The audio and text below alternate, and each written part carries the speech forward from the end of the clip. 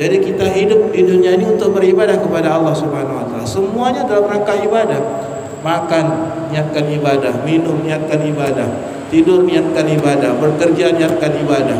Semuanya kita niatkan ibadah kepada Allah Subhanahu wa taala. Kita bukan seperti orang kafir kal an'am yang mereka makan berlezat-lezat dengan syahwat mereka tadi. Maka Allah katakan, ya, kelezatan mereka itu tak sampai di akhirat. Kelezatannya orang-orang kafir tak sampai di akhirat. Hari ini mereka suka hati mau makan yakni babi gulai, B2 guling. Di Batam itu terkenal sekali. Babi guling. Ya. Babi panggang silakan saja. Nanti di akhirat tak sampai kebahagiaan mereka itu di akhirat. Allah katakan wa nar maswalah. Yani neraka itu adalah tempat tinggal mereka. Ya, tempat mereka, tempat akhir mereka. Dan ini adalah ancaman kepada orang-orang kafir yang sangat tegas. Ini ayat ini ancaman kepada orang-orang kafir. Ancaman Allah yang kuat kepada mereka tadi. Ya. Wa hadza wa'idun syadidun lil kafirin. Maka ini adalah kata para ulama ancaman yang sangat keras kepada orang-orang kafir. Wa hadza min targhib wa tarhib alladhi wasimatu barizatun fil usri bil Quran fil idadil basyariyah. Kata ulama tafsir, di dalam Al-Quran ada targhib, ada bentuk ancaman, ya, ada tarhib, ya, ada targhib, yakni berikan harapan, ada ancaman. Ini ciri khas Al-Quran, ya, di Al-Quran itu enggak semuanya ancaman. Ada kabar gembira, ada ancaman, ada kabar gembira, ada ancaman. Ya, ini uslub Al-Quran memberikan hidayah kepada manusia. Terkadang Allah ngancam ya. Pertama Allah berikan kabar gembira dulu. Sesungguhnya orang-orang yang beriman akan dimasukkan ke dalam jannah. Orang-orang kafir akan dimasukkan ke dalam neraka. Jadi ada kabar gembira kepada orang-orang beriman dan beramal saleh. Ada ancaman yang kuat kepada orang-orang kafir. Ini usul dalam Al-Quran. Ya, gaya dalam Al-Quran memberikan hidayah kepada manusia itu tadi. Kemudian Allah Subhanahu wa taala katakan selanjutnya, wa ka'ayyim min qaryatin hiya ashaddu quwwatin min qaryatika allati akhrajatka ahlaknahum fala nasira lahum.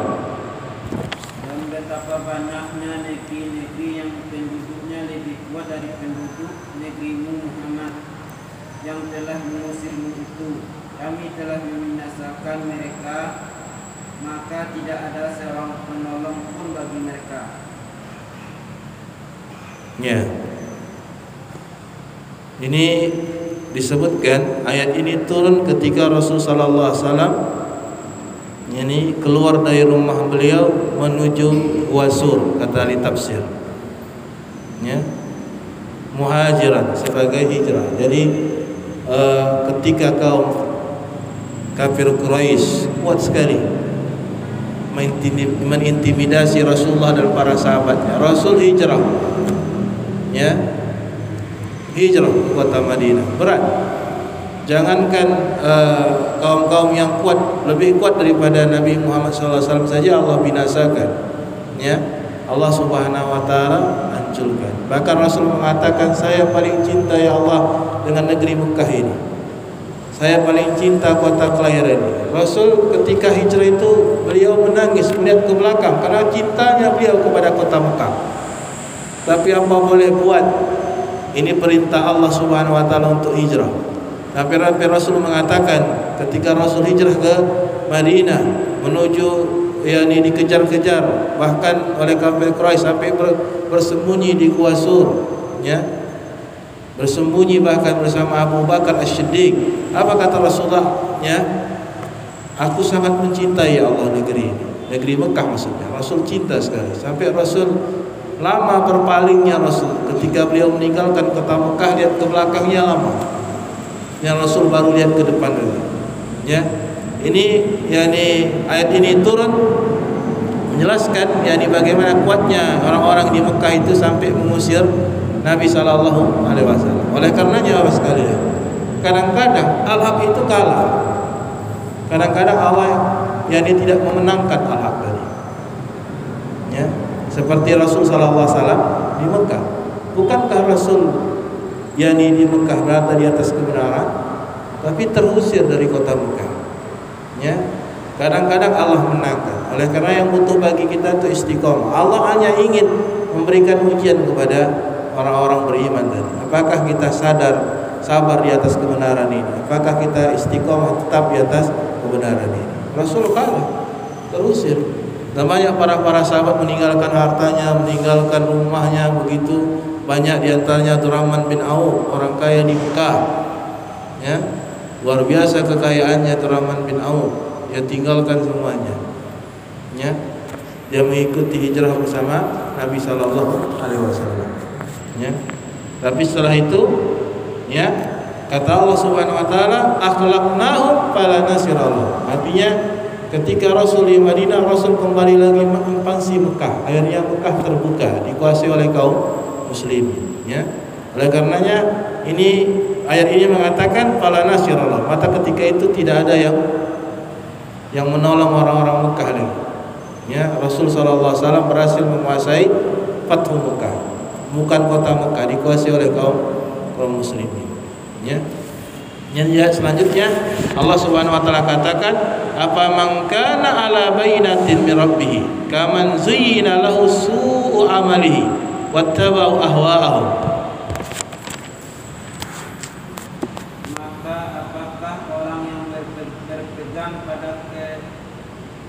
Maka apakah orang yang orang-orang yang berpegang pada keterangan yang datang dari Rabb-Nya sama dengan orang syaitan yang menjadikan mereka memandang baik perbuatan yang buruk itu dan mengikuti hawa nafsunya. Ya, jadi jelas tidak sama. Apakah sama orang yang berpegang teguh ala bainatin min rabbih, di atas Al-Qur'an dan sunnah Nabi sallallahu alaihi wasallam, di atas hujah yang kuat, apakah sama ya dengan orang-orang yang beramal jelek, beramal kesyirikan, kemaksiatan, kekufuran, yang mereka itu zuina, perbuatan mereka itu dihiasi oleh syaitan dan iblis, ya, dan mereka tidak punya bainah, tidak punya bukti yang kuat. Tidak punya mereka bukti yang kuat, ya, tidak punya bukti yang kuat. Wattaba'u ahwa'ahum, dan mereka hanya mengikuti hawa nafsu mereka saja, ya. Mereka tidak mengikuti wahyu, mereka mengikuti hawa nafsu saja. Tak sama orang yang berpegang teguh dengan Al-Quran dan Sunnah Nabi sallallahu alaihi wasallam dengan orang yang tidak berpegang teguh dengan Quran dan Sunnah Nabi tak sama. Orang yang mengikuti hawa nafsunya tak sama dengan orang mengikuti wahyu Allah Subhanahu wa taala. Tidak sama. Ya. Maka itu perumpamannya seperti satu orang yang hidup, satu orang yang mati. Itulah perumpamaan. Perumpamaan orang yang memegang teguh bainah, keterangan dari Allah Subhanahu wa taala, itu seperti orang yang hidup, sedangkan orang yang tak punya bainah dari Allah Subhanahu wa taala seperti orang yang mati. Jelas tidak sama, yakni keduanya tetap berbeda. Maka dari ayat ini jamaah rahimani wa rahimakumullah, dari mulai ayat 10 saya ayat 14 ada pelajaran yang beragam yang bisa kita ambil. Yang pertama, takriru qaidatun al-aqil man i'tabara bi ghairihi. Yani ketetapan satu kaidah, orang yang memiliki akal itu dia bisa mengambil pelajaran dari selainnya. Orang yang cerdas itu dia cepat mengambil pelajaran dari orang lain. Dia melihat orang lain kehidupannya seperti itu, dia cepat bisa mengambil pelajaran. Ya, dia melihat di sekelilingnya. Kita jadilah orang yang berakal. Kita lihat sekeliling kita. Kita lihat apa yang telah terjadi di belakang hari dan ambillah pelajaran. Ya. Orang yang berakal seperti itu, dia pandai mengambil pelajaran dari orang yang lain. Jangan kita tak pandai mengambil pelajaran lain. Itulah Allah suruh afala yang fayanzuru fakaifa kana akibatul ladzina min qablihim. Kenapa kalian tidak melihat yakni akhir kesudahan orang-orang sebelum kalian? Kita sudah lihat orang-orang sebelum kita ya dibinasakan oleh Allah Subhanahu wa taala. Bahkan mungkin orang yang bersama kita hidup diberikan azab oleh Allah Subhanahu wa taala. Ya, azab tsunami, azab apa. Kita lihat itu. Ambil pelajaran, ya kan? Sekeliling kita orang yang berakal seperti itu. Yang kedua, takrirul wilayatullah li ahlil iman wa taqwa. Ini saya bilang. Yang kedua, yakni ketetapan bahwasanya wali Allah itu adalah ahlul iman, orang-orang yang beriman dan bertakwa. Ini saya sudah jelaskan tadi. Derajat mereka berbeda-beda. Semua orang yang beriman dan bertakwa itu wali Allah Subhanahu wa taala. Dan wali Allah itu tidak identik dengan kesaktian. Yang dikatakan wali Allah itu tidak mesti sakti dia. Tidak mesti nangkap petir dulu. Ya kan? Yang mesti nangkap petir dulu dan tidak mesti apa tidak. Wali Allah itu mungkin lebih bersahaja saja. Wali Allah itu mungkin biasa saja. Ya. Lihat karamah yang terjadi di kalangan para sahabat itu lebih sedikit daripada karamah yang terjadi di kalangan para tabi'in. Dan karamah yang terjadi di kalangan para tabi'in lebih sedikit daripada karamah yang terjadi di kalangan para taut tabi'in. Kenapa? Karena orang-orang para sahabat Nabi Rasulullah itu mereka bersahaja saja. Apa yang Allah takdirkan mereka jalani saja dan mereka qanaah menerima apa yang Allah Subhanahu wa taala berikan. Kalau mereka mau berdoa kepada Allah, sahabat dan Rasul sallallahu alaihi wasallam pasti Allah berikan karamah, ya kan? Kemuliaan, ya. Tapi mereka berjalan saja sampai gigi Nabi sallallahu alaihi wasallam hancur, ya kan? Luka dan sebagainya. Para sahabat ada yang terbunuh dan sebagainya. Mereka tidak minta karamah tadi. Dan karamah itu disebutkan dalam kitab-kitab yakni salaf. Karamah itu tidak bisa dipelajari. Tidak bisa dengan zikir sekian ribu bisa terbang. Tidak. Karamah itu dia berjalan sendirinya saja. Allah berikan. Misalnya Anda kalau orang yang beriman bertakwa tiba-tiba ditabrak pemtonya balik nggak sampai nabrak Anda nggak punya rencana. Kok malah pemtonya yang hancur, saya kok enggak. Itu termasuk bentuk karamah. Namun yakni ciri-ciri wali-wali Allah itu ya, yang pertama kita lihat ya dari sholatnya. Kata Ibnu Qayyim dalam kitab Ar-Ruh, wali-wali Allah itu tiga. Satu, lihat sholatnya. Ya, lihat sholatnya. Kalau dia termasuk ahlul sholat, sholatnya dia jaga, yang luar biasa, berjamaah dia jaga, sholat sunnahnya dia jaga. Ya, ini bisa jadi dia wali Allah. Tapi kalau dia tak pernah sholat, di masjid pun tak pernah nampak, betapa aja dalam apa? Dia bukan wali Allah, walaupun dia bisa berjalan di atas air. Ahlul sholat, ya. Yang kedua kata para ulama, kata dalam kitab Ibnu Qayyim, kitab Ruh, yaitu lihat dakwahnya. Dakwahnya itu mengajak kepada dirinya atau kepada Allah Subhanahu wa taala.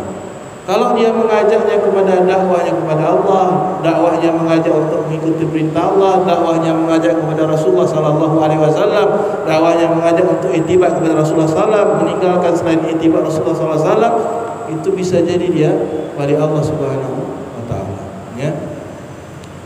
Yang kedua, ya, ciri yang kedua dalam kitab Ar-Ruh, ya, tiga yang menjadi asas orang itu tadi dari yakni amal solehnya. Amal solehnya mengikuti petunjuk Nabi sallallahu alaihi wasallam atau tidak, ya, petunjuk Nabi sallallahu alaihi wasallam. Iktibakah dia, cintakah dia kepada Rasul sallallahu alaihi wasallam. Ini kedua dalam kitab. Kalau dia cinta Nabi sallallahu alaihi wasallam, maka dia cinta apa yang disanakan Nabi sallallahu alaihi wasallam. Kuat cintanya kepada Rasul sallallahu alaihi wasallam. Kuat yakni kecintaannya kepada Rasulullah, kuat pada amal saleh. Cinta kepada sunnah Nabi sallallahu alaihi wasallam. Saya ulangi ya. Yang pertama kata Ibnu Qayyim, ciri wali Allah yang paling khas khusus dalam kitab Ar-Ruh, as-salatnya. Kemudian cintanya kepada sunnah Nabi sallallahu alaihi wasallam. Ya. Membela orang-orang yang membela sunnah Nabi sallallahu alaihi wasallam. Ya, selalu beramal soleh seperti sunnah Nabi sallallahu alaihi wasallam. Yang ketiga dakwahnya. Dakwahnya mengajak kepada tauhid, meninggalkan kesyirikan, ajaknya kepada dakwahnya kepada sunnah, meninggalkan kebid'ahan. Tiga ini. Kalau tiga ini ada, bisa jadi dia wali Allah Subhanahu wa taala. Maka kata Imam Syafi'i, kalau engkau melihat orang yang berjalan di atas air, Maka lihatlah tiga ini tadi, salatnya, kemudian cintanya kepada Rasulullah, kemudian dakwahnya. Kalau tidak ada ketiga-tiga ini atau salah satunya enggak ada, maka dia bukan wali Allah. Walaupun dia bisa berjalan di atas air. Pernah nengok orang di atas air? Ya, pernah nengok? Belum ya? Pernah? Pernah di mana nengok? Enggak, yang nengok sendiri. Enggak ada. Pernah nengok? Sejarah membuktikan ada sahabat jalan di atas air, nyebrang di atas sungai. Sahabat Nabi pernah apa turun dari kuda. Abdullah bin Mas'ud ketika mengejar yakni orang-orang kafir terkelompok apa?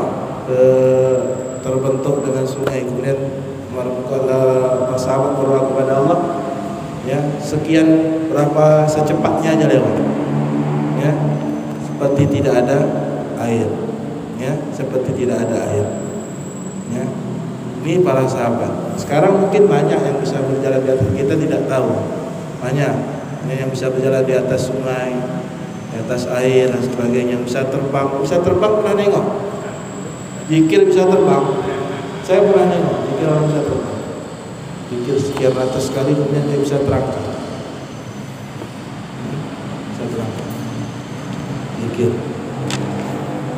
Wallahu a'lam. Jadi wali Allah itu dari itu. Kemudian yang ketiga, bayan al-farqu baina al-madain wa ahlul iman wal istiqamah, ya, alal minhajul Islam. Perbedaan antara ahlul kufar dengan ahlul iman itu jelas sekali. Yang tidak sama. Ahlul kufar itu mereka enggak punya bainah, enggak punya keterangan dari Allah Subhanahu wa taala.